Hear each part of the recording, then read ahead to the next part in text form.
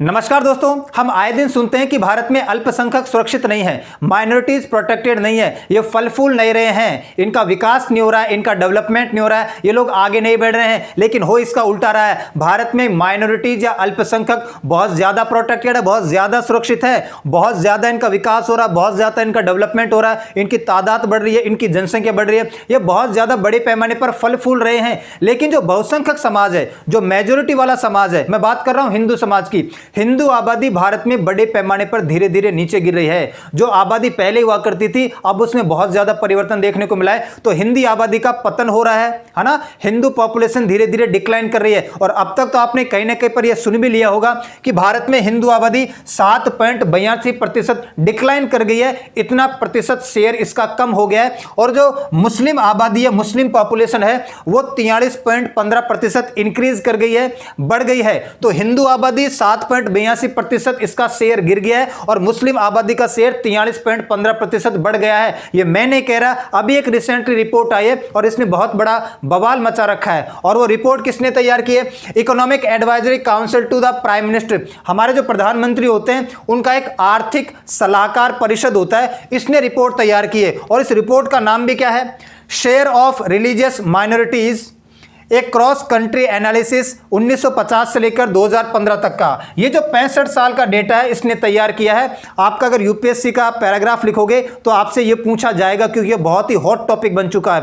तो ये ध्यान रखना, टाइटल का नाम क्या है, रिपोर्ट का नाम क्या है? Share of religious minorities and A cross country analysis 1950 से लेकर 2015 तक। लेकिन यहां पर मामला थोड़ा ट्रिकी है ना, मामला थोड़ा ट्रिकी है। ये वाला जो डेटा है ये गवर्नमेंट ने जानबूझ के बताया है। ऐसा क्यों बताया गवर्नमेंट ने? और आप देखो, थोड़ा सा दिमाग लगाना, यहां पर हल्की सी मैथमेटिक्स की जरूरत पड़ेगी, हल्की सी गणित चाहिए, वही गणित चाहिए जो पहली दूसरी क्लास के बालक को चाहिए। ठीक है, अब देखो यहां पर अगर भारत देश को हम देखें तो भारत देश में ये बड़े समुदाय पड़ते हैं: हिंदू, मुस्लिम, सिख, क्रिश्चियन, बौद्ध, जैन और पारसी। और ये मैंने पूरा का पूरा कच्चा चिट्ठा तैयार किया है। अगर आप ध्यान से देखोगे तो 1950 में इनका शेयर ये है जो आपको दिखाई दे रहा है। 1950 में हिंदू आबादी ये है 84.68, मुस्लिम आबादी ये है, सिख की आबादी इतने % है और ये सभी समाजों की आबादी है। और 2015 में इनकी आबादी का % इतना है। जैसे एग्जांपल के तौर पे कि भाई 1950 में जितनी भी हमारी पॉपुलेशन थी उसमें से 84.68% हिंदू हुआ करते थे, उसमें से 9.84% मुस्लिम हुआ करते थे, उसमें से 1.24% मुस्लिम हुआ करते थे। और 2015 में हिंदू आबादी, पूरी आबादी का हिंदू % कितना है? 78.0% है, मुस्लिम % हो गया है 14% और सिख % हो गया 1.85% हो गया है। तो अगर आप डायरेक्ट इनको माइनस करोगे, देखो यहां पर मैं एक चीज बताता हूं बढ़िया से आपको। अगर आप 84 में से 78 को माइनस करोगे तो ये आएगा 6.82%, सॉरी 6.62%। और इसमें से इसको घटाओगे तो ये आएगा आपका 5.25%। तो ये तो माइनस कर गया है। पहले 84% के आसपास हुआ करती थी टोटल पॉपुलेशन का, और अब हिंदू आबादी 78% रह गई है। मतलब कितना कम हो गया है? 6.62% कम हो गया है। और पहले मुस्लिम आबादी 9% के आसपास थी, अब 14% रह गई है। मतलब 5.25% के आसपास से बढ़ गई है। ठीक है, अब देखो, अब यहां पर मामला कुछ ऐसा है। अगर मैं आपको एक छोटा सा एग्जांपल देकर समझाऊं, मान लो कोई देश है, 1950 में इस देश की पॉपुलेशन 120 लोग हुआ करते थे, इसमें 120 लोग हुआ करते थे। और 2015 में इस देश में मान लो कि 90 लोग रहने लग रहे हैं। तो आप मुझे बताओ कि 1950 में 120 लोग थे और 2015 में 90 लोग थे। अगर आपको डायरेक्ट जानना चाहते हो तो भाई आप साफ साफ बोलोगे कि सर 30 लोग कम हो गए हैं। संख्या अगर मैं बताऊं तो 30 लोगों की कमी हो चुकी है। लेकिन अगर आपसे प्रतिशत जानना चाहूं कि इसका कितना प्रतिशत कम हो गया है, तो प्रतिशत कैसे निकालते हैं? कितना कम हुआ है? 30 कम हो गए हैं। कितने में से? 120 में से। तो 100 में से कितने? ऐसे निकालते हैं प्रतिशत। तो कितने आ गए? 25% आ गया ये। तो कहने का मतलब यह है कि पहले 120 लोग हुआ करते थे, अब 90 हो गए हैं। तो डायरेक्ट आप संख्या देखोगे तो 30 लोग कम हो गए। लेकिन इस 120 का 25% कम हो गए हैं, हम ये भी कह सकते हैं। 120 का 25% कम हो चुके हैं। कैसे निकाला हमने? कितने कम हुए? 30। कितने में से? 120 में से, इंटू मल्टीप्लाई बाई 100, 25% कम हो गए हैं अगर आप प्रतिशत में निकालोगे तो। अब नॉर्मली आप इसको ऐसे कंसिडर करो कि भाई मान लो कि पहले 84 हिंदू हुआ करते थे, अब 78 हो गए हैं। कितने कम हो गए? 6 कम हो गए। पहले 9 मुस्लिम हुआ करते थे, अब 14 मुस्लिम हो गए हैं। कितने बढ़ गए? 5 बढ़ गए। लेकिन अगर हम आपसे परसेंटेज पूछा जाए तो परसेंटेज कैसे बताओगे? कितने कम हुए हैं? 6.62% कम हुए हैं। ठीक है, कितने में से कम हुए हैं? 84.68 में से कम हुए हैं। तो 100 में से कितना? तो ये निकल के आएगा 7.82% निकल के आएगा कि पहले 84.68 हुआ करते थे, पहले सिंपली इतने लोग हुआ करते थे, अब कम हो गए हैं। कितने कम हो गए हैं? 6.62। प्रतिशत से प्रतिशत कट जाएगा, कोई दिक्कत नहीं है। 6.62 कम हो गए, कितने में से? 84.68 में से। तो 84.68 का कितना कम हो गया? ये 7.82% कम हो गए हैं। शुरुआत में जितनी आबादी थी इसका इतना परसेंट कमी देखने को मिली है हमें। अब ये मुस्लिम समुदाय का निकाल के देखना आप जरा। मुस्लिम समुदाय की अगर हम बात करें तो ये अगर आप इसको माइनस करोगे तो 5.25 आएगा। ये 5.25 कितने में से? 9.84 में से। 9.84 में से 5.25 और बढ़ गए हैं, मतलब 14.09 हो गए हैं, इंटू 100, तो ये निकल के आएगा 43.15%।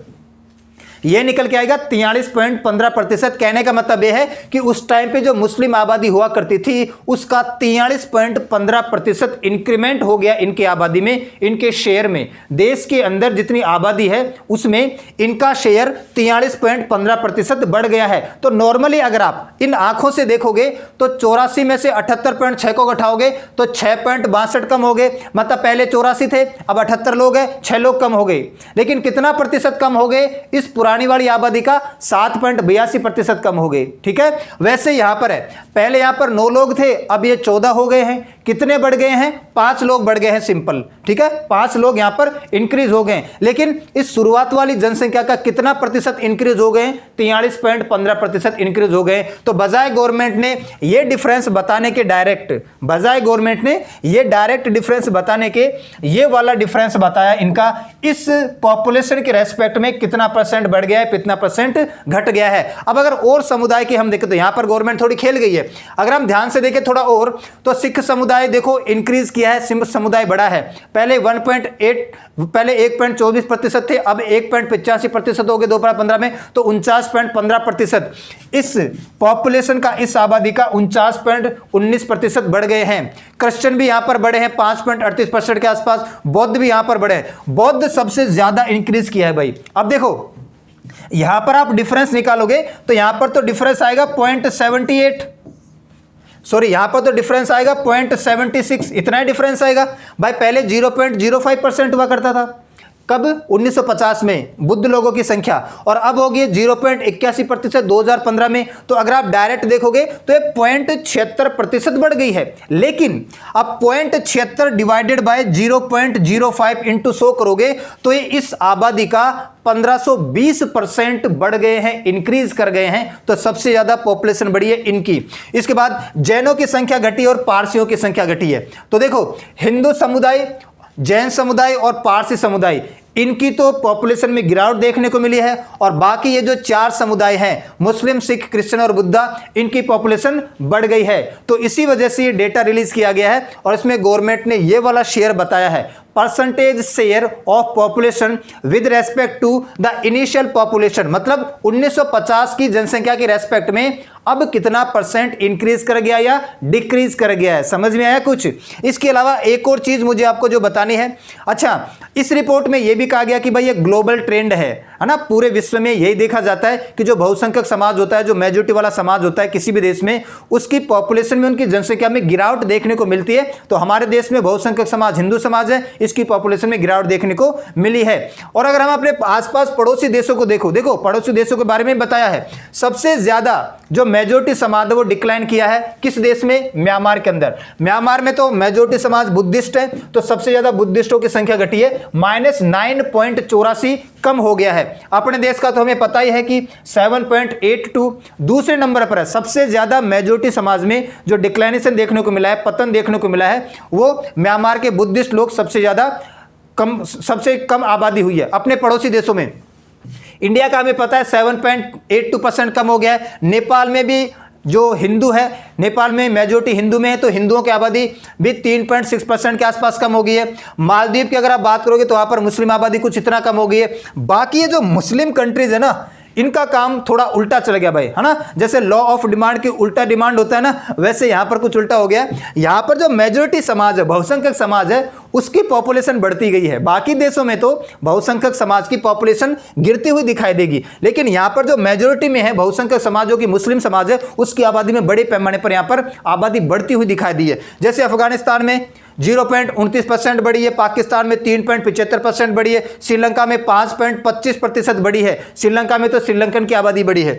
भूटान की बात करें तो इतनी, और सबसे ज्यादा जो आबादी बढ़ी है वो बढ़ी है बांग्लादेश की। बांग्लादेश के अंदर मुस्लिम समुदाय की आबादी 18.55% इंक्रीज हुई है। तो सबसे ज्यादा इंक्रीमेंट बहुसंख्यक समाज में, मुस्लिम समाज में बांग्लादेश को देखने को मिला है, और सबसे कम और सबसे ज्यादा पतन, सबसे ज्यादा डिक्लाइनेशन अगर किसी देश में हुआ है किसी बहुसंख्यक समाज का, तो पहले नंबर पे म्यांमार है और दूसरे नंबर पे इंडिया है। अब ये हुआ क्यों है? देखो यहाँ पर अवेयरनेस की कमी है। हिंदू समाज की लिटरेसी रेट बहुत ज्यादा है और मुस्लिम समाज की लिटरेसी रेट बहुत कम है। पढ़ने लिखने का थोड़ा कमी होता है उधर रुझान। तो आपको पता है कि जब अवेयरनेस कम होती है, पढ़ाई लिखाई कम होती है, तो आप इस बात पर कम ध्यान देते हैं, एडवर्टाइजमेंट वगैरह भी कमी देखते हैं। इसके अलावा दूसरा, जो मेजोरिटी समाज होता है, जो बहुसंख्यक समाज होता है, फिर वो पलायन भी कर जाता है ना, माइग्रेट भी कर जाता है, इधर उधर बिखर जाता है, दूसरे देशों में फैल जाता है। तो ये दो रीजन महत्वपूर्ण रीजन है। इसके अलावा जब मैं ये पढ़ रहा था तो फिर मुझे थोड़ा समझ में आया कि मुझे बर्थ रेट भी देख लेनी चाहिए। हमारे देश में जो फर्टिलिटी रेट है, जो बच्चे के जन्म लेने की दर है,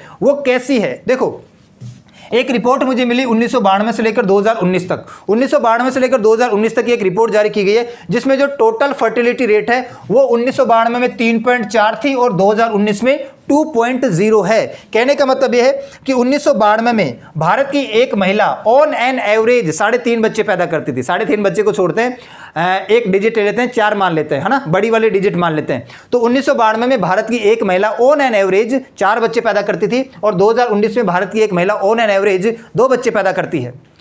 अब अगर हिंदू समुदाय की बात करें तो हिंदू समुदाय की एक महिला 1992 में ऑन एन एवरेज 3.3 यानी 4 बच्चे पैदा करती थी, ठीक है। और 2019 में हिंदू समाज की एक महिला ऑन एन एवरेज 1.9 बच्चे पैदा करती है, मतलब लगभग 2 बच्चे पैदा करती है। तो हिंदू समाज की एक महिला 1992 में अगर 4 बच्चे पैदा करती थी, वो 2019 में 2 ही बच्चे पैदा करती है। आधा यहां पर डिक्लाइनेशन देखने को मिला है।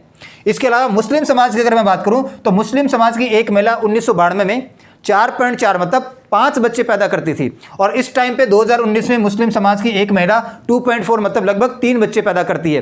तो मुस्लिम समाज की एक महिला पहले 5 बच्चों को जन्म देती थी 1992 में, और अब ये 3 बच्चों को जन्म दे रही है। तो अभी भी जो बर्थ रेट है मुस्लिम समाज में वो ज्यादा है बजाय हिंदू समाज की, ठीक है। इस वजह से भी आपको ग्रोथ देखने को मिली है। देखो 1950 में पहले दौर में तो आपको पता है कि चाहे हिंदू समाज हो चाहे मुस्लिम समाज हो, हर एक के घर में आपको एक क्रिकेट टीम मिल जाती थी। मतलब आज के टाइम पे तो अगर हमें क्रिकेट टीम बनानी है तो आपको 10 परिवार ढूंढने पड़ेंगे, एक एक बच्चे को लेना पड़ेगा। पहले अगर आपको क्रिकेट टीम बनानी पड़ती होगी तो आप एक घर में से सबके सब 11 के 11 बच्चे ले जाते थे। तो पहले दोनों ही ऐसे हुआ करते थे। अब धीरे धीरे हिंदू समाज थोड़ा लिटरेसी रेट की वजह से और बर्थ रेट कम होने की वजह से थोड़ा डिक्लाइन कर गया और मुस्लिम समाज यहां पर बढ़ गया है। बस इतनी सी बात है। आज के लिए इतना ही करते हैं, मिलते हैं नेक्स्ट क्लास में। तब तक के लिए सभी को धन्यवाद।